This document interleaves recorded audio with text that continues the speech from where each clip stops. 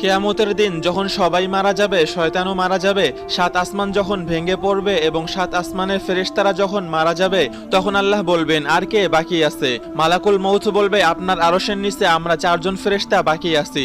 আল্লাহ হুকুম দিবেন, জিব্রাইল ও মিকাইলের জান কবজ করো। আল্লাহর আরশ তখন সুপারিশ করবে, জিব্রাইল ও মিকাইলকে বাঁচিয়ে নিন। আল্লাহ বলবেন, আরশের নিচে সবার জন্য মৃত্যু।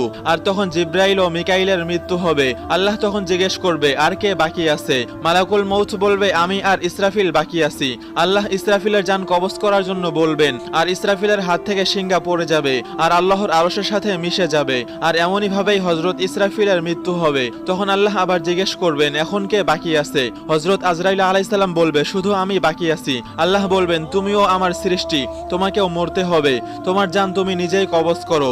তখন হযরত আজরাইল আলাইহিস সালাম এমন এক চিৎকার দিয়ে নিজের জান কবজ করবে, যে চিৎকার কিয়ামতের সময়ও কেউ শুনবে না।